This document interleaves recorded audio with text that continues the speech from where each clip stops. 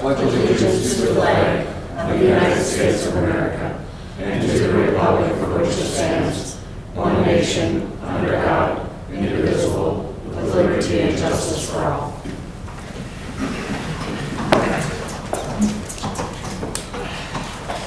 Great. Start with our council activity reports. Just trying to look at my schedule real quick because I don't think I had any committee meetings, but I don't want to speak out of turn. Nope, that was the only thing I can think of. Yeah, I didn't have any committee meetings. We did have the house bonding tour last Friday at the fire hall. I think that went well for one political party that was there, and then the other political party was less than enthused about it. We were told that the House Republican caucus, as a matter of course, doesn't fund fire hall projects. And so we encouraged them to reconsider that position and discuss some of the reasons why. And then I've also had a couple of conversations or just shared some messages with Leader Dameth on that comment that was made. She wasn't able to make it, but I think she leads the House Republican Party, so if her folks are saying things different from what she's portraying to us, then I think we need to get to the bottom of what the position really is. So in any event, I'm hopeful. Like I said, the Democrats who were there seemed receptive to the idea and supportive of it. They are the majority party for this session. Don't know if that will hold if we don't get bonding this session, if it goes into the next biennium, but something to keep in mind, and we'll keep advocating for it and going from there. So otherwise, I think it was overall a positive thing, and like I said, I will follow up with Leader Dameth later and get some more information there. Otherwise, Neil, I'm guessing you don't have much of a report, but I'm sure glad to see you back. No, I missed Public Works and Console, and I was down with a couple of gallbladder surgeries, and I think I might make it. I'm going to take the fact that you're here upright and not horizontal 6 feet below as a good sign, and we'll take it from there. Always a plus. Yeah. All right, Jean. We had the employee appreciation last week, which you missed, I did. I had to be in court. and the planning commission and EDEP on Tuesday, and most of EDEP stuff is on the agenda. Okay. All right, Paul. Made it to the employee appreciation dinner and the chair board meeting. All right. Okay, and then moving on to our department head reports. Chief Wagner. Thank you. Not a lot to really report. With Colby being done with his field training, we've gotten back to some of our trainings. Cody, I think I had mentioned this before, has finished up his DRE. We've also sent him to 3 BCA leadership courses here over the last couple months. Colby has just completed his taser instructor course, which we needed with the absence of Officer Eck or his resignation. I also updated his EVOC. Some of the department has their in-service training for use of force, that sort of thing here this coming Wednesday. The department will also be doing a active shooter drill and training at the high school on Saturday. And I've got my updated EVOC and a leadership course with the BCA coming up here in October. New squad car was supposed to be done today. Sounds like it should be done tomorrow, so hopefully that'll be on the road sometime this week. So the drill on Saturday, is that morning or afternoon? All day. All day. Okay. So we will put out a notice to folks in town that when they start seeing squads and things over there, it's not an emergency. Yeah, and there shouldn't be a ton. We've invited Belgrade and Cold Spring over to come and participate as well. But it should probably mostly just be the PD and whatever other officers from those 2 agencies come over. So it should actually be a pretty low-key thing. So we have ours this week. Fire department is doing theirs next Saturday. They're not doing them. No, I think the plan is, just because of the nature of the differences of the two, we're gonna do our response, they'll do theirs, and I believe They'll couple maybe a little bit of their stuff next week with us. And then I think we're talking about a bigger global one that we can just do as a group without actual trainers there to kind of run through as a practice, if you will. Thank you. Any questions for the chief? All right, Ron. Okay, thank you. First of all, there's some work going on up on Stearns Avenue. That'll happen this week. Central Care is redoing the approaches and sidewalk on that street on the other end of it. There's also going to be some work going on Lake Avenue and Mini Street. Property city owns there with the lift station on it. That is getting some warranty work completely overhauled there. Our irrigation season is coming to close this likely on Friday. We will be wrapping that up. Parks are closing on October the 9th. The compost, roughly mid-November, that will close, weather permitting. And the leaf pickup again is on October the 28th. Good Neighbor Day again at Lewis Industries. That's put on by Vibrant. That is on Thursday from 4 to 7 over there. Water consumption over this past summer has roughly been over 150,000 a day average over what a normal year would be. So we thank everyone for that extra revenue. Park survey is finally, will be up and running, I think, by the end of this week. So if you can go on and there'll be a QR codes around or flyers. You can help us advertise that to get as much input as we possibly can on our park system.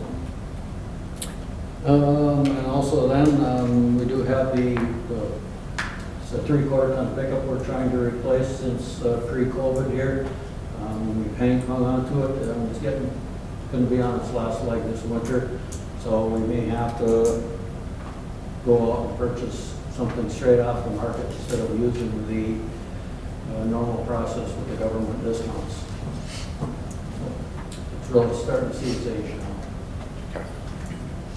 now. Ron, with the roads being redone, what about Spruce with that cut out there? I did contact them about 3 weeks ago, and they said it was going to be roughly 3 weeks to a month, so I'll contact them again. You're starting to run a little short on time. Yeah. Okay. All right, any other questions for Ron? All right, thank you. Tarek. All right, I was also participating in the bonding tour with the mayor. Also attended the employee picnic. We had the EDAP meeting, which a couple of items that are on the agenda tonight we will be discussing. The planning board, lodging tax board, and the trail board meeting. And finally, Councilmember Brick and I attended virtually, of course, the Minnesota housing funding for small cities, which is an initiative by the Small Cities Association to try to come up with policies and money to help come up with housing programs. So there is discussion on a few possibilities because we're hoping to get some extra funding this year. And when they do announce some proposals and stuff, I will present them. All right. Do you have any questions for Tarek? All right. Anybody here for our open forum? I'd ask you to stand up or raise your hand. All right. Going on then, the adoption of our consent agenda, the minutes from the meetings listed there on our agenda, vouchers on page 1 of our update totaling $188,104.96.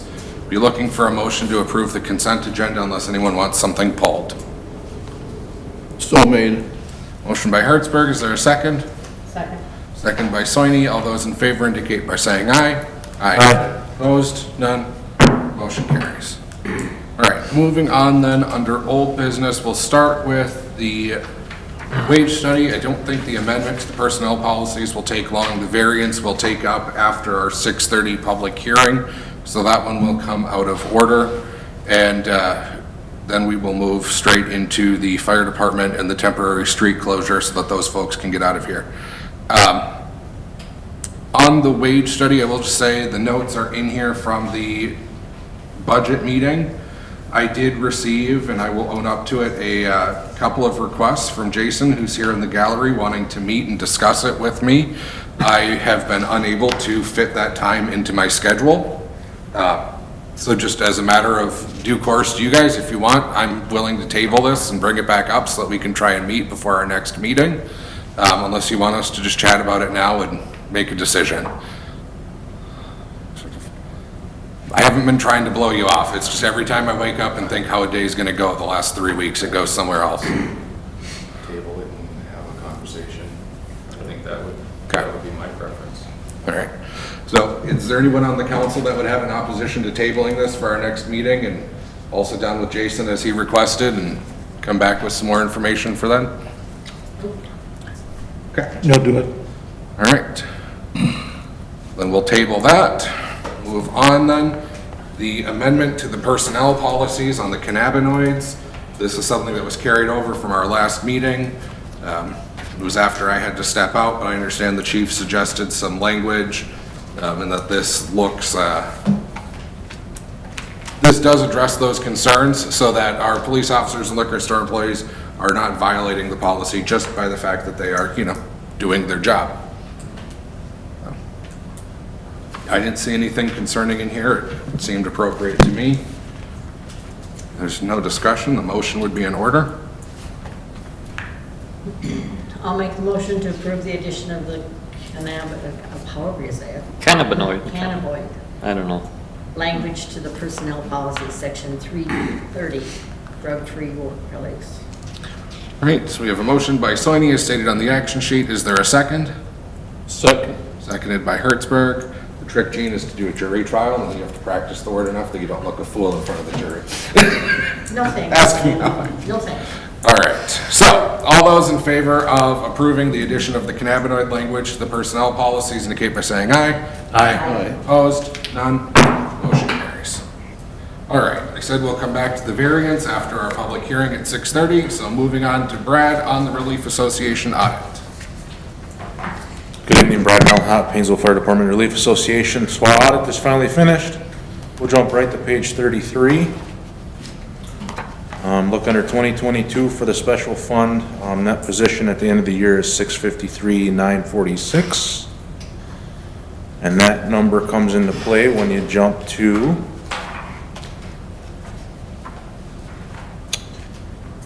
page 68, and you'll notice that that number on the bottom isn't the same because this page is a projection using that past last number. Projecting for the end of 2023 comes up with us overfunded at $129,691. If you look at go back to page 45, that's our history on our funding, and we've been overfunded since 2016. By leaps and bounds, for the most part. There was a retired officer who did not take the draw, if I remember right, and it was reinvested. Am I making something up? So we had one that did retire and did not accept his payment right away, and we have nothing in our bylaws that says he has to be paid out in a certain amount of time. We have to pay him within 90 days of him getting his paperwork. Yep. He didn't submit his paperwork, so we had pulled his money or held his money back. And it got to be a long time, so we reinvested, and then shortly after that, we had to withdraw it again, so. Okay, so I think that answers the question I was going to ask you, which is, of that 653, does that include that the loss from the 782 to the 653? That is includes in that. part because of Yes. payment? It is. It makes it look really bad, but we're still 120-some% Yeah. overfunded. Yeah. And then you'll do an audit again next year, and then that will be the last audit with the switch to para, is that right? Correct. We're gonna try and get that done as soon as possible. We will be a part of para by January 1, and that last audit is a condition of joining para. That will be completed as soon as possible. The 120% funding, is that including the increased contribution that was approved with the switch to para? No, that is as we stand right now. So that would drops us down to what, like 110, I think was the number? It'd be like around 115. 15, okay, That's all speculation, of course. right. Any questions for Brad on the audit? Keep in mind, we also do have our state funding coming this month or October, so that'd be like $45,000. Thank you. Got all your tickets sold for next I Friday? don't. If everybody needs one, I got some to sell. Okay. I'll hit you up tomorrow. Okay. All right. With nothing else, a motion would be in order to approve the audit. I make the motion to approve the 2022 Fire Department Relief Association audit. So motion by Thielen, is there a second? Seconded by Soini. Any further discussion? I guess the only thing, Brad, I remember this does take a while to get in. Is it common that we're approving this in September? No, actually, I'd like to have it done by June. Really, this should be done in the summertime, but there were some hiccups with on our end and then on the auditor's end to get it done. We did meet the timeline, the deadline for the state auditor's office, but we would have liked to have had this done a lot sooner. Right, then calling question, all those in favor of approving the audit indicate by saying aye. Aye. Opposed? None? Carries. Thank you, sir. Thank you. All right, temporary street closure, page 71 for trunk or treat.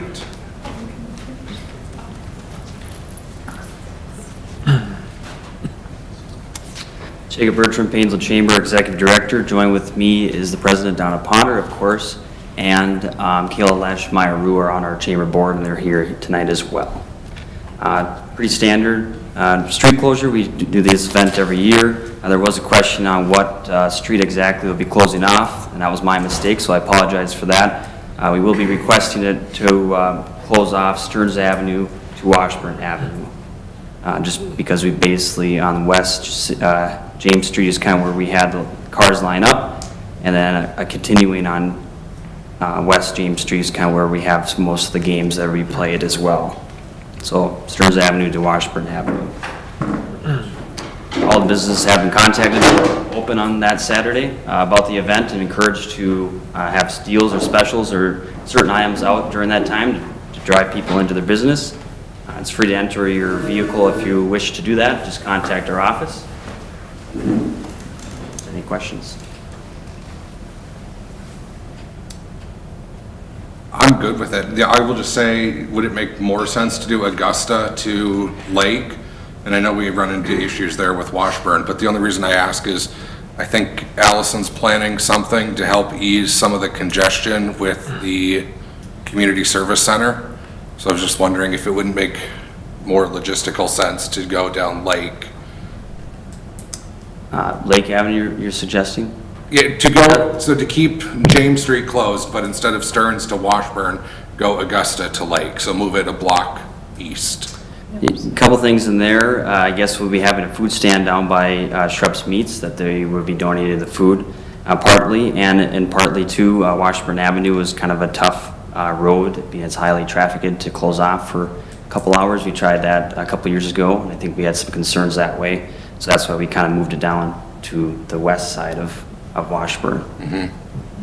Yeah, I know. We are encouraging people, of course, to attend. I think she's having a scarecrow contest, so she's going to have people lined up and taking a look at those. So we will be encouraging people to walk down there as well. Yeah, having a food stand by Shrubs limits your ability to move it east unless you just extend it further.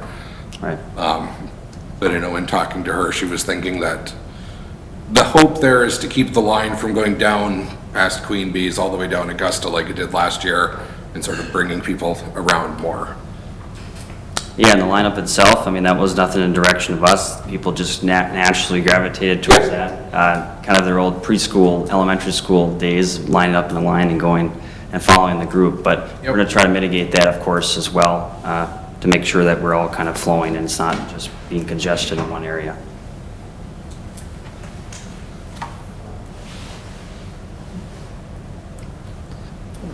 Well, that was my only thought, but I mean, I agree, closing down Washburn might be more of a pain in the neck than it could be worth. I just wanted to bring it up, so.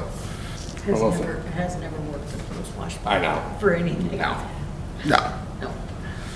I'll make the motion to approve the temporary street closure from Painesville Chamber of Commerce to close James Street from Spruce, no. Stearns to Stearns to Washburn. Stearns.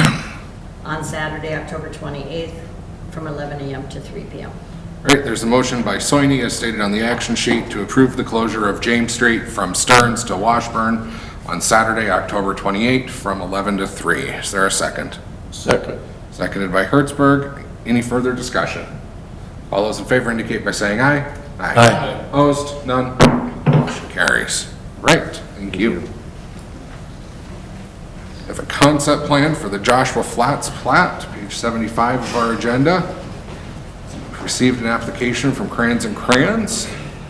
Is there anybody here to speak on that? Eric, do you want to let us know what's going in here? Well, yeah, we were approached by the owner of the building. He would like to split it into 2 lots. It is zone C2 commercial, and the purpose of doing that is he would like to be able to sell it to a potential another commercial business.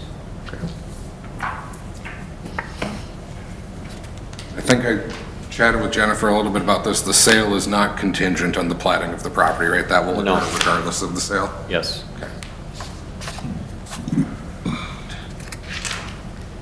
Gene, it looks like planning reviewed this and approved it? Yes, he's got more steps to go with the plating Yeah. and all that stuff, but this is just the concept plan to start. Right. So then with that, we'd be looking for a motion to approve the Joshua Flats plat concept plan. I'll make the motion to approve the Joshua Flats plat concept plan. All right, there's a motion by Thielen. Is there a second? Seconded by Soini to approve the Joshua Flats plat concept plan. Any further discussion? All those in favor indicate by saying aye. Aye. Opposed? None? Motion carries. Right. Then we are looking at setting a public hearing on the DKL limited variance. That is the former Shopco, former maybe garden, or maybe daycare center. Anyway, looking at a proposed hearing for October 25 at 6:45 PM. Somebody willing to make that motion to set the hearing? I'll make the motion to set the DKL Limited LLC variance public hearing for Monday, October 25, 2023 at 6:45 PM. Great, motion by Hertzberg as stated on the action sheet. Is there a second? Second. Seconded by Soini. Any further discussion? All those in favor indicate by saying aye. Aye. Opposed? None. That carries. Right. Ron, our snow plowing contract. Okay, thank you. Two changes that we have, obviously, first one's the price, pretty much due to inflation, we went from 145 to 160 an hour per machine. And the contract is now with Voss Plumbing and Heating and not with D&D Contracting. I think they do an excellent job of plowing. Pretty much are out there. They do have 3 machines. They take care of the airport also. I guess I would see no reason why not to approve it. And the Public Works has reviewed it and has recommended it. At the end of the day, this is effectively the same thing. It's just a technical change of ownership. Is that? And I don't like having to pay 15 bucks extra an hour, but the alternative is buying our own trucks, and I like that even less, so. Okay. Make the motion to approve the snow plowing contract between the City of Painesville and Voss Plumbing and Heating. Motion by Soini. Is there a second? Second. Seconded by Hertzberg, as stated on the action sheet, to approve the snow plowing contract between the city and Voss. Any further discussion? All those in favor indicate by saying aye. Aye. Opposed? None? Motion carries. All right. Chief, are you sure you want us to surplus this? You haven't gotten your new one yet. Please. Are they sure they want to give us that much money in trade? I think we should take it and run. So, as we were building out the new squad, I was contacted by the upfitter, Guardian Fleet Safety, Fleet Safety, and they were interested in putting in an offer kind of as a trade with the Tahoe versus having us surplus it and then put it up for bids. You can see what their offer is. It's $6,500 plus. They won't charge us for the stripping of the vehicle. Let's see, and what was the other thing? The decal removal, which comes to about $70-some hundred. Did a little searching with Kelly Blue Book. The value is about $11,000 according to Kelly Blue Book. I don't believe that squad will come anywhere near that. With it having been a canine squad in the past, being straight rear wheel drive, and about 11 years old, I don't see us getting any more than, what they're offering. To sell that or to put it up for public auction, we'd have to, have city staff time as well as the costs of, whatever it would be to sell it. So we'd have to sell it for actually above that, approximately probably $750 more than that, so. What, to your recollection, did we get when we put the last, God, it's probably been, 10 years now since we put one up for auction, but did we get even 4,500 for it? No, and I'll be honest, I think they've all been crashed before they got to that point. I think every single one of them has been an insurance claim. Well, I'm trying to think of what cars we've actually gotten rid of on surplus. Other than the Crown Victorias, I think every single utility that we have purchased has went out for insurance. now that you know it was the utilities instead of the Crown Vics, we know what we're going back to. Find some used ones. I'm just thinking back, I know we recently surplused that truck along with that car on min bid, and we didn't get nearly what we were sort of thinking we would for the truck, but somehow we managed to pull in more for the car. Still boggles my mind who paid that much for that car, but good for them. I don't see us getting $6,500 for that Tahoe. I don't think it's worth $650. So if Guardian's willing to give us that in trade and save that money on the new car, I agree with you. I think we'd be fools to not take this and run. But I don't know how the rest of the council feels. Yeah, let's do it. It makes perfect sense. Yeah. Okay. So with that, we need to start by deeming it surplus, and I'd entertain a motion for that. I'll make the motion to deem the 2012 Chevrolet Tahoe as surplus property. There's a motion by Hertzberg to deem the vehicle as surplus. Is there a second? Second. Second by Soini. Any further discussion on that part of this? Not that it matters, but just so you guys know, we paid $8,000 for it. So we got 5 years for basically $750, $650, so. Got a good return on investment. Well, look at all the maintenance you put into it. Yeah, all the maintenance. Well, How many alternators? just one. Okay. All right. Calling the question on surplus. All those in favor indicate by saying aye. Aye. Opposed? None? Motion carries. Bill, if we're going to accept this $6,500 trade value, do we need to make specific findings? Or are we fine because it's surplus anyway? And it's less than 25,000? I think you're fine. Okay. All right, seems like the consensus of the council is a motion to accept the trade offer or the vehicle credit offer from Guardian Fleet Safety. Is there a motion to accept that offer? I'll make the motion to accept. Motion by Hertzberg to accept the offer from Guardian Fleet Safety. Is there a second? Second. Seconded by Thielen. Any further discussion on that? All those in favor indicate by saying aye. Aye. Opposed? Done? Motion carries. Okay. Chad, I'm seeing you out there. We'll get to you at 6:30, I promise. No problem.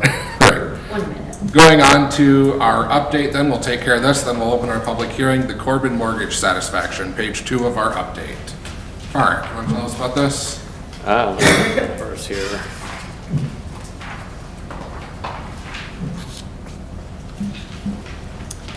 Yeah, we were looking at this mortgage deferral program, and in looking at or reading through the agreement, we noticed that it expired 1 year earlier than it should have. So with that in mind, we did talk to Bill Spooner about it, and I think this is the one where we said there was nothing else for them to, like, no other claim on it, right? Yeah, I mean, the agreement really said after some date in 2003, I forget what it was, but after September 13th, 2003, they didn't have any obligation to pay anything, and so we're giving them. 2023, yeah. 2020. So it just ended. Yeah. Yeah. just looking at completing the satisfaction. All right. With that, so this was paid then, or? No, it's one of those forgivable. Gotcha. They met the deadline Okay. for being forgivable, yeah.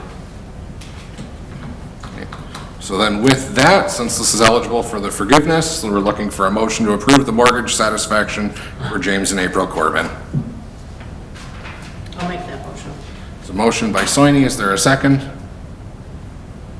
Second. Second by Thielen, as stated on the action sheet. Any further discussion?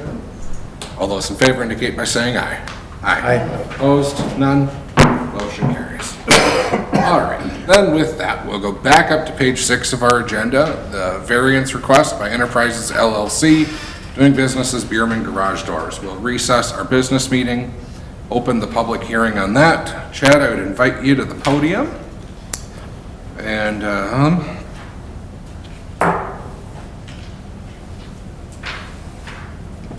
Chad and I have met a little bit, so I'll just kind of give a brief summation, and then planning reviewed this, recommends approval, so I'll ask Jean if she has comments, and then we can look to Chad for additional things if that works.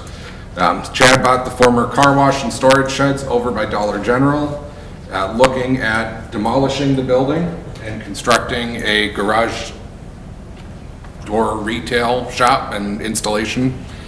You can describe exactly how you term it better than I am, but it's going to be your warehouse basically along with the retail component. Correct.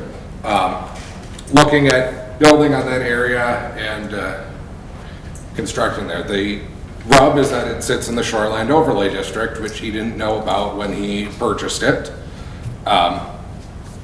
He's looking at covering 76% of the lot. It's currently a non-conforming use at 64%. And looking for a variance on that along with the setback requirements. When Chad and I met, we sort of looked a little bit about the layout of that building and the topography out there. As far as I can see it, with how that is set up and how it then runs down into the river, he's in the Shoreland Overlay, but it seems like you're really in a low spot there and that it goes up at the back of your property. So I don't see how any water runoff from your land would run into the river. Go to the road, yeah. Or, yeah, it would all go to the road and into our storm sewer, as far as I could tell. Correct. But I'm not trained in that.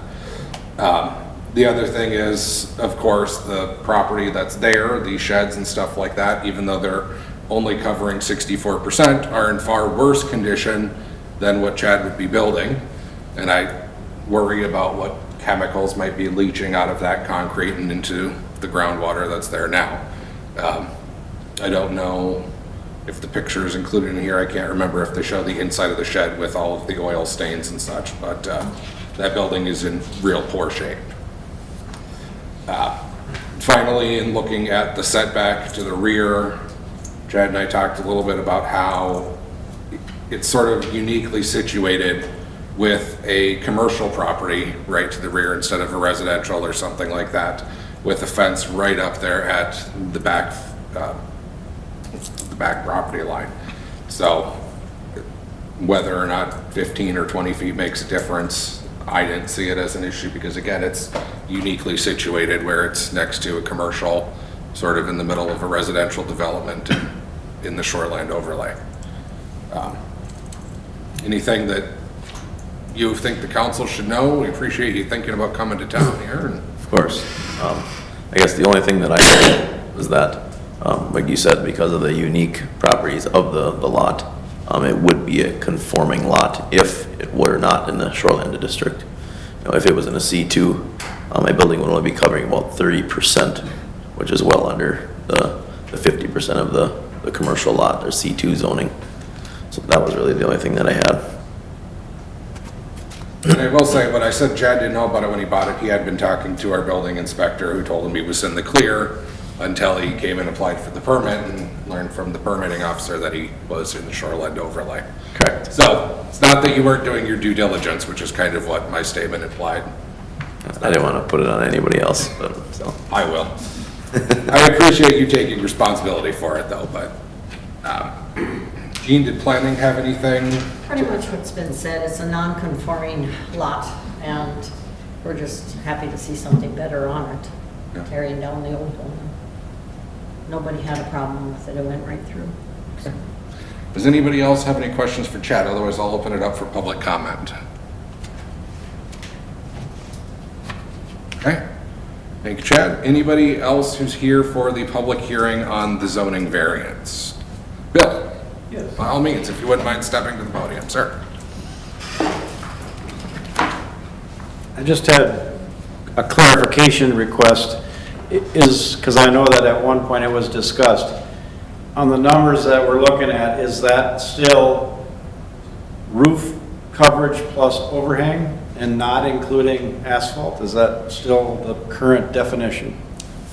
It is for everything outside of shoreland overlay. Because this is shore. That's what I'm referring to, shoreline. Yeah, because this is shoreland, it includes asphalt as well. See, what's interesting is then that definition has changed, because when I did the variance for mine, it was just roof and overhang and no asphalt. So that was changed at some point in the last couple of years? I think we did that, Bill, I'm trying to think exactly back when. You're right, it did change. I think it was when we did the rest of the zoning ordinance. Okay. And I want to say that was something where I had argued that we should apply that throughout town and all of in every area. And the compromise was, well, let's just apply it to shoreline overlay. Okay. I would, I welcome you to town, and I would, you're not the only one who's bumped into that ordinance and the shoreline overlay without knowing after you purchased the property, so we're in like mind there. I would, as most of you already know my opinion on this, it is, it's ridiculous, you know. Is there a place for that type of ordinance? Sure, you know, if you're gonna have a feed lot or a gravel pit, maybe, but yeah, it's way overreaching and way restrictive. So I welcome you to town, sir, and I would encourage the city to allow him to use the property as needed. And I'd like to see that entire process changed. As you all know, it's been a difficult struggle, and I'm now looking at buying even more property in the shoreline overlay district. So yeah. But I welcome you, and I would encourage the council to approve as needed. Thank you. Thank you. Anybody else here for public hearing? Randy and Jay Bierman were here to support the ordinance. All right. So there was Randy and Jane Bierman here in support of the variance request. And I'll just say it just because I don't know if the microphone picked you up. Did I get the names right? Yes, it did. Okay. Right. Any other comments for the public hearing? All right. Otherwise, we will close that. We'll resume our business meeting. Sticking on this variance request, we have findings by the planning board. Let me just get to them.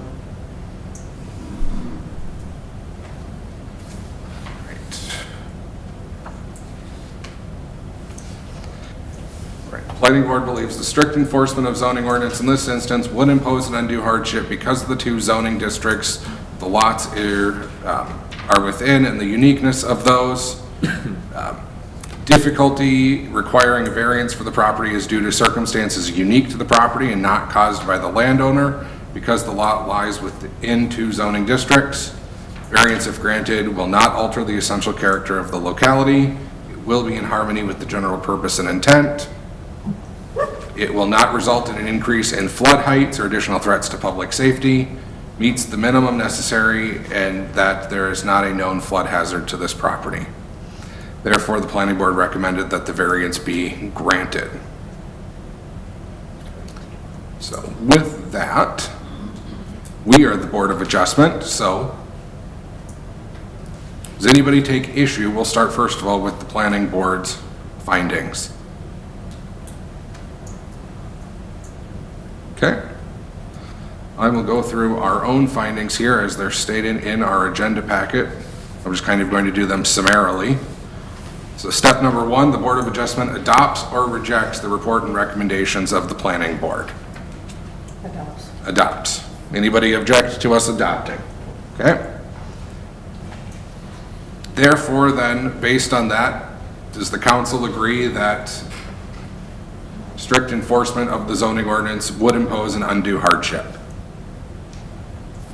Okay. I'm just kind of going to go through these and then, Bill, if we're just adopting the findings, do we need to do it all over again? I think you can adopt them and just say that you adopt them for the same reasons given by the planning commission, if that's what you want to do.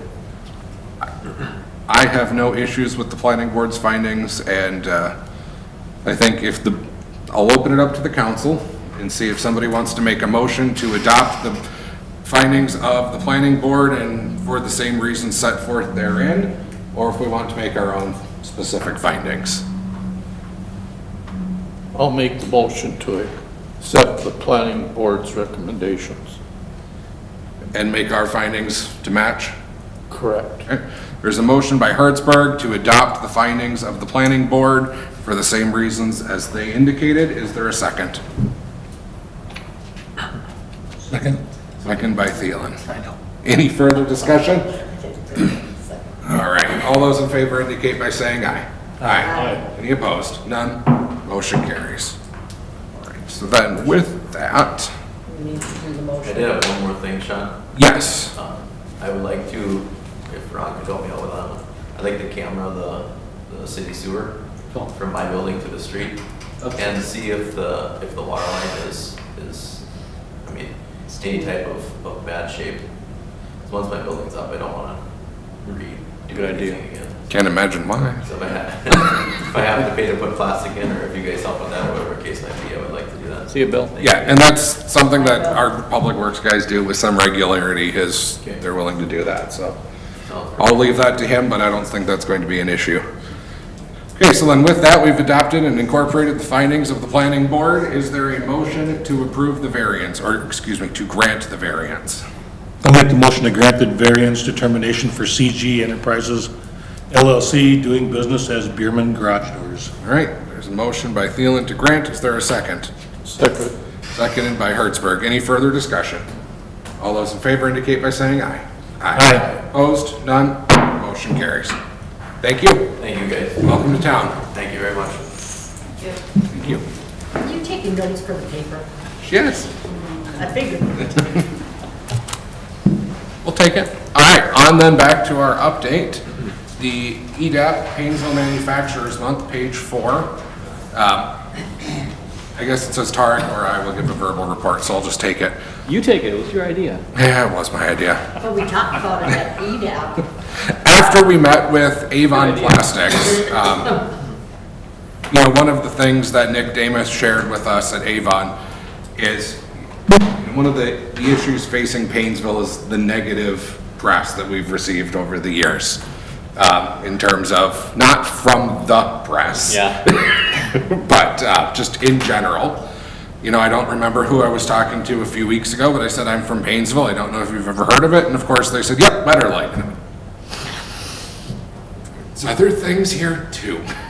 So, but we met with Nick Damath at Avon Plastics, talked about this issue, and I thought really it'd be a great idea. We have literally hundreds of products that are manufactured here in the city of Painesville that people just don't know about. Talked to Jen Welling a little bit about it and said, you know, what if we did sort of like some sort of a social media campaign and toured some local businesses, things like that. And she mentioned that EDAP used to recognize Manufacturers Month in October, which it's Minnesota Manufacturers, or nationally it's the Manufacturers Month in October. But we had gotten out of the habit of it, either due to COVID or other reasons. And I think because of that, we're a little overdue. So Tarek and EDAP discussed this a little bit. They've picked sort of 4 businesses that are willing to host the council and some other people who want to come, press included, on these dates. And I think that it would also be really awesome if, as we post pictures of the council and people being there, also to start sort of, I don't know if I'm going to age myself here, if hashtags are still a thing or if they're starting to go away. But if we did like a daily or a weekly social media post featuring some of the things that are made around town with like a hashtag Made in America, hashtag Made in Painesville, something like that, to sort of build some social media awareness to the things that are really going on in here. Because I'm not even fully aware of all the things that are made here in town. I don't know that any of us can be. but the more I learn about it, the more I'm just simply amazed at how much is built and assembled here in Painesville.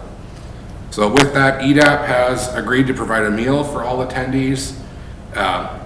They've agreed to pay for it, and then half of it will be billed to the township. They've agreed to that, okay? Tarek got a quote from Firehouse for $8.57 per meal, and we're asking for RSVP so that Rachel knows how much to make for us. But then I included a resolution in here that sort of gives us, I think, a little bit more publicity and recognition. Something that we can send out to all the manufacturers in town and people as we invite over. Anything that I didn't chat about there, Tara? One thing to make clear is it's not open to like the whole public. It's by invitation.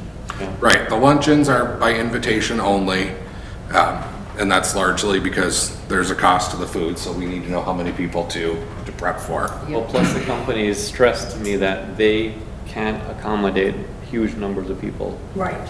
So they want to keep it relatively limited just because they don't have the physical space to, be touring around. Yep. During a workday. During a workday. Are we gonna be having time conflicts with Tuesday, October 3rd and Wednesday, October 25th? October 3rd, yes, and we're talking about potentially, or discussing whether or not there's a need for that meeting anyway. So we can have that chat afterwards. And with the 25th, we have a working session at 1 PM after that? Yeah, right here. I should check my calendar. Session liquor, it's all, it says, special working session dash liquor 1 PM. I knew we had two on the 3rd. Well, if we show up a little late, I'm sure it's not gonna worry too many, I hope. Well, the meeting on October 3rd, that's the Budget and Finance meeting. I'm due to be in Stillwater that day, so I'm going to ask that we at least move it. If not, cancel it altogether. So, and then the 24th, 25th. yes. Sorry, I was looking at all the Tuesdays, but that one's a Wednesday. Yeah, that's what Lewis wanted. Yeah. They wanted Whip that one in there on me. That's a working session, that's easy enough to reschedule if we need to. Bill, Yeah, I'm right. sure Bill will be with Bill, flexible. or even an hour later. Yeah, Yeah. I'm not gonna worry about it, Okay, Easy. but good catch on those, I didn't see them, I hadn't looked that far ahead. Me either. I just happen to be on the schedule. I just knew I was going to get home on the 17th. I didn't go for it. Oh, shoot, I should note, as I should have noted this way back at the beginning, Tarek asked that we add an agenda item K, which is Small Business Development Center. And Yeah, we'll we talk have about that that when we get Oh, there. yeah. Gene knows about it. So, From our EDAP meeting.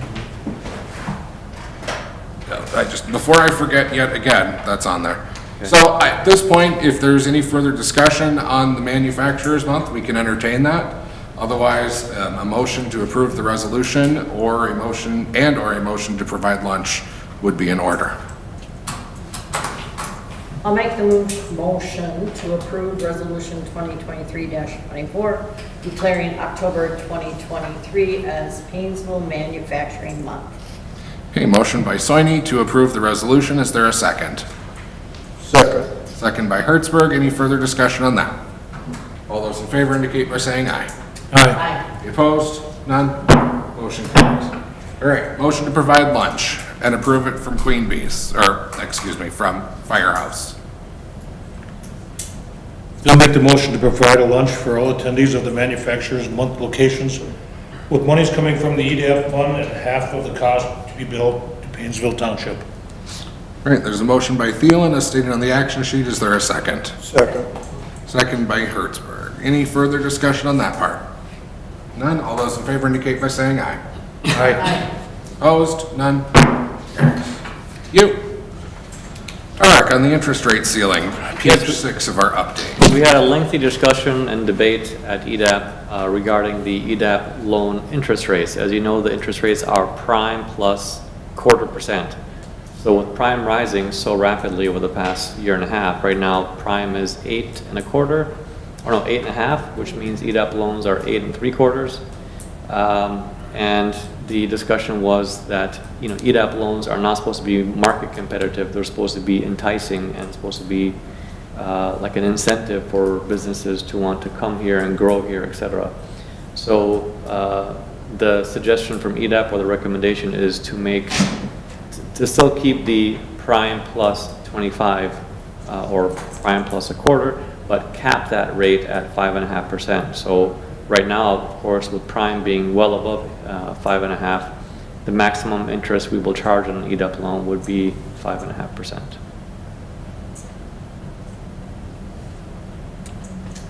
It was mentioned, I did anyway, mention, that as long as we make as much as we would if it were invested, so that we're not losing money on the money. Yeah, that's why Jean, I think she came up with the 5.5%, because that's what current interest rates are for investments. Make it more enticing. And we also were going back to the last two we did that are quite a bit higher, Yeah, and seeing if they want to redo theirs. yeah, the recommendation was to because it's not fair for businesses that recently got an EDAP loan to go back or to not go back and ask them if they want to refinance. Obviously, if they do want to refinance, and I discussed it with Bill, is, the closing costs, they will have to bear that cost. Yep. So what happens, we approve this and prime keeps going up? It's 5.5%. 5.5 right now. So we could end up losing money on the interest. Well, if we started losing money, then we would have to relook at it again, I mean, change it again. I don't see prime quitting for the near Well, future. if prime goes to 10%, we can come back and say, hey, wait a second. I mean, this is really going up crazy right now, but if not, I mean, I think you'd have to look at it if having it invested made way more sense than lending it out. I mean, it seems like you would want to look at it. It seems kind of crazy to just cap it at that number just because that's where it is today. But I guess if that's the recommendation, you can certainly do it. But it seems like, it just seems like an odd thing to do just because that's where the rate is today. But well, again, the purpose is really, it's more of an incentive rather than we're trying to compete with banks, which when I asked, Chris Stanley what they're charging on loans right now, he said 8%. So EDAP loans are higher than that. And honestly, I'd be kind of surprised if a lot of businesses were getting loans at 8%. It seems like would be a fairly favorable rate right now. But we're also a gap finance, so it's not like it can be the only loan. They still have to get their bank loan. Sure. And this is their second, the subsidized loan. And don't forget, we have the other loan now, which is the interest-free loan if a business is looking to remodel or improve their facility. Is there a cap put on these, the loans that you're talking about? Yeah, we said $100,000. Okay. And they can't get more than 20. No, I'm talking about what we're The discussing. regular EDAP Oh, the regular EDAP, no. There is no limit on that? is however much money we have in our revolving loan fund along with the township. We should reflect that on here on the motion then. So what about, an alternative would be, we do prime plus a quarter up to 6 or 7%. And then at that point, we say, well, that's too high, so now we're going to adjust it to be more of an incentive benefit to help businesses that might be struggling. And then anything over that amount, we're going to be prime minus a point or something like that. That gets kind of complicated. I think we kind of talked about stuff like that and just thought it would get too complicated. We said prime minus, yeah. Yeah, because the other thing is, when they come looking for some extra money, they want to know what the rate is. And we kind of have to have something. I said 6% at the meeting. Somebody else said 5, so Megan said, let's go 5.5. I mean, that's how we came up with the number. And there's currently a floor, meaning that there's a minimum interest rate you could charge is 3%, and Yep. we're just saying, let's just do away with it, just do prime plus 25, whatever prime is. If prime goes to 0 or quarter again, then your interest rate's 0.5%. What is prime at today? 8.5. And inflation is stabilizing, so. It's at 3.6. Right, prices are still high, they're not gonna go down, but they're not getting higher like they were. So I kind of suspect that prime is gonna stay where it's at. It might go up a little bit more, but who knows? It's really hard to tell. Right. I don't think it's gonna hit 10. I pray I'm right about that. We're in trouble then. I should hope They're not. talking one more rate increase yet this year, Yeah, Time ago. and that'll probably be a quarter, I would probably. think. So that'll go to 8.25 and Oh. then sit on that. 875. Yeah, 8.75. So at 5.5, We're still ahead of what we earn on investments. We're on close to 5.5 on our newer stuff, yes. So all the new treasuries we're doing, we're getting about 5.5. I guess if we're gonna put a cap on it, I'd like to see it a little higher. And that's fine. This was just a number that we talked about. Well, we have another EDAP loan coming up pretty quickly here, which is what Like, we're I think discussing tonight, next. yeah. And of course, they're waiting to see what the rate would be.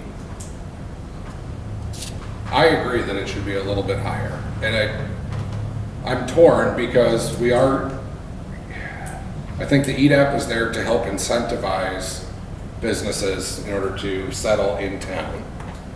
So it's not there as a for-profit, but we do need to make sure that it's at least returning its investment so that we can continue to offer this to other businesses. That's what I said. Yeah. Yeah, that's why I said 6 to start with, but I think it's whatever we choose. I mean, Yeah, I mean, we it could was choose just whatever way. their recommendation and that we cap it. They just came up with 5.5. We choose to make it 6 or 6.5 or 7. That's, And there were some, like Gene, there were some devil's advocate on that board debating the other end of it, but Bruce, yeah, he always does. Well, when we look at it too, if prime does drop, these businesses can always refinance. Yep. if they pay the closing costs. Yep. Yeah, so $200, yeah. it just, yeah, I would say let's just go with the 6 because if prime goes up, well, then they're in the good. If prime goes down, they can refinance. Does that make sense? Hey, you guys are deciding, not me. That's right. Tara can't decide. We have to What decide. number did you have in mind? I was kinda at 6.5. I was kind of, 6.5 is good for me. Oh, I can feel the pressure right now. They're well, still I'll getting take a a good little deal. pressure off you. I was thinking 7. Because I was thinking even at 7, that's a 1.5 below prime. More pressure. I, I was thinking 6, but I can live with 6.5. okay. All right. And how about we set it to be reviewed annually? Sure. Fair enough? We should anyway. Yep. Well, depending on, especially with this crazy interest rate. Interest rates are always changing, why aren't ours, yeah? Yep, if not quarterly. And So with that, I would call for a motion to change the way interest rates are calculated on EDAP loans to prime plus 0.25% with a maximum interest rate of 6.5%, and for this policy to be reviewed at least annually. I shall make that motion. Okay, motion by Soini, is there a second? Second. Seconded by Hertzberg. Motion is to change the way interest rates are calculated on EDAP loans to prime plus 0.25% with a maximum interest rate of 6.5%, and for this policy to be reviewed on at least an annual basis. Any further discussion on that? All those in favor indicate by saying aye. Aye. Opposed? None? Motion carried. All right. Repayment agreement for WDR. Tark.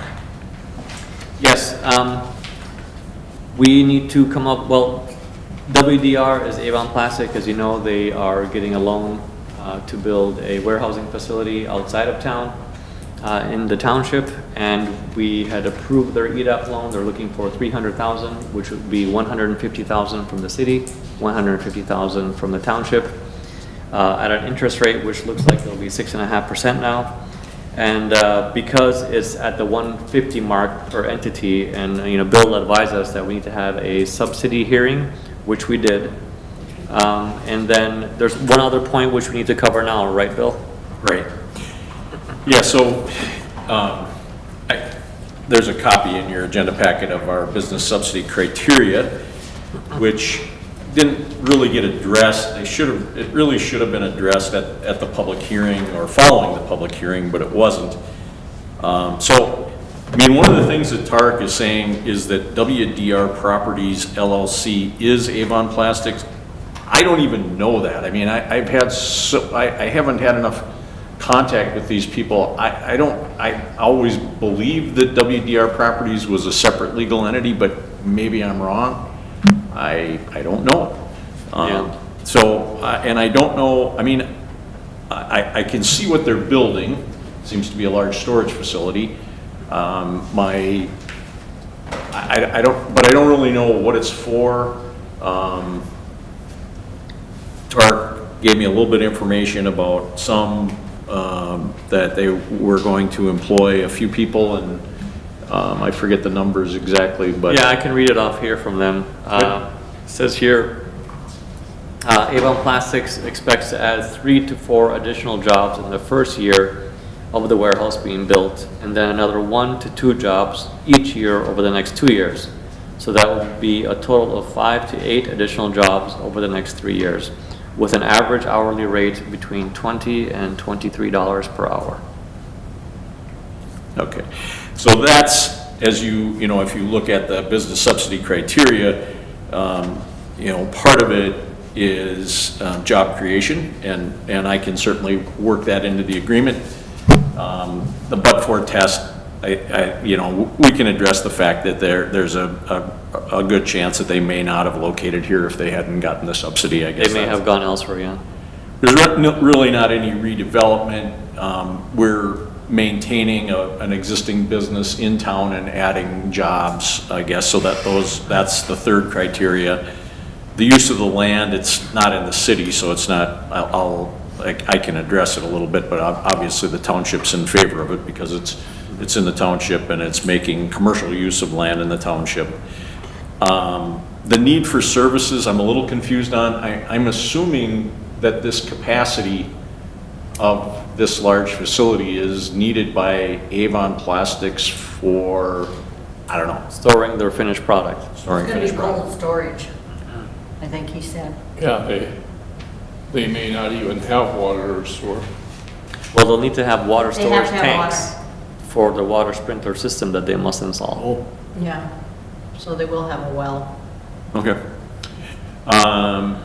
And it doesn't impact the city's services because they're using services in the township, but they'll have to install, and obviously it increases the tax base in the township.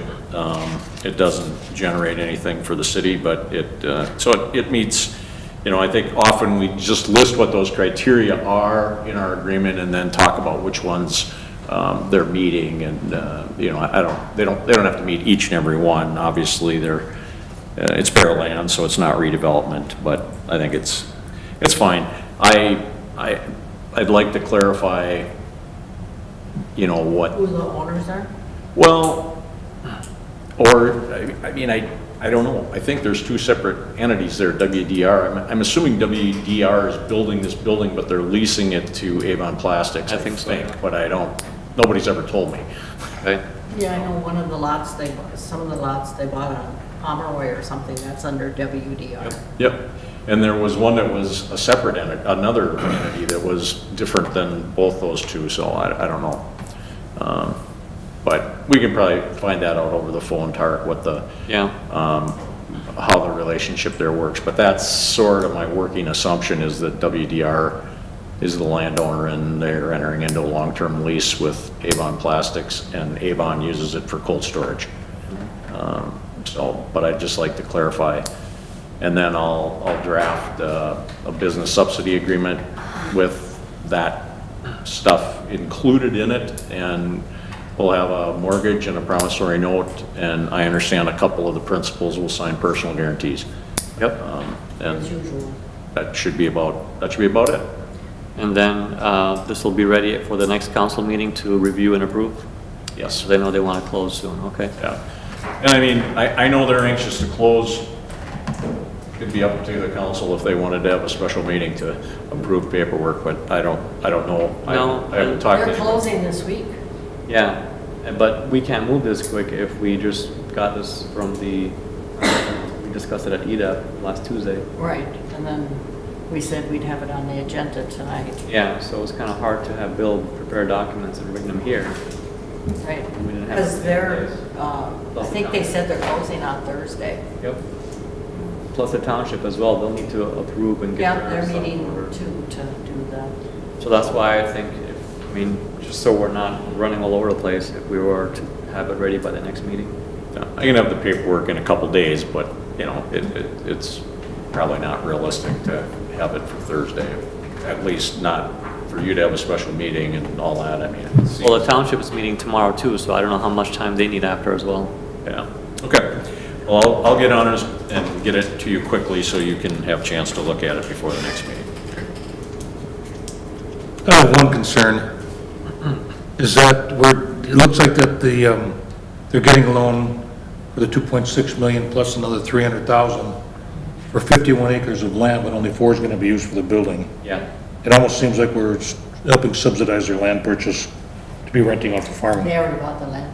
They already bought it? Yeah, Okay, this is for the building. This is just for the building. gotcha. Okay, I'm clear now. Yep. They bought that a few months ago. Bill, do you need a motion from us on that, or is that premature as you draft things? It's like we have a proposal to approve a new interest rate along with the business subsidy criteria.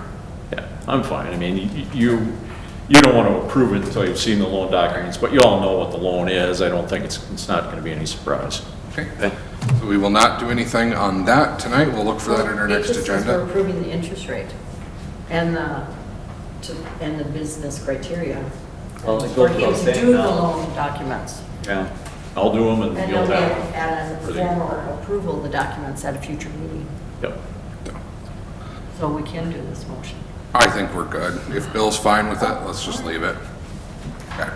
All right. Tarek wants to talk a little bit about the Small Business Development Center, and what I talked to him about is we're looking at something temporary until our next council meeting, and then we'll put something formal on the agenda with a little bit more info. Yeah, just because the Small Business Development Center, which is out of St. Cloud, they met with EDAP last Tuesday.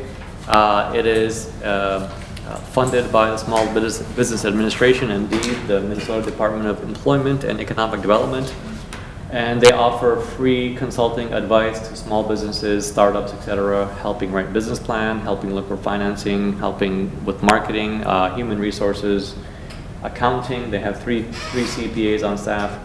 The services, because they're funded by these two organizations, the services that they offer are completely free. And they would like to have another outpost this far out in Stearns County. They have they're based out of St. Cloud now, and they'd like to expand their reach.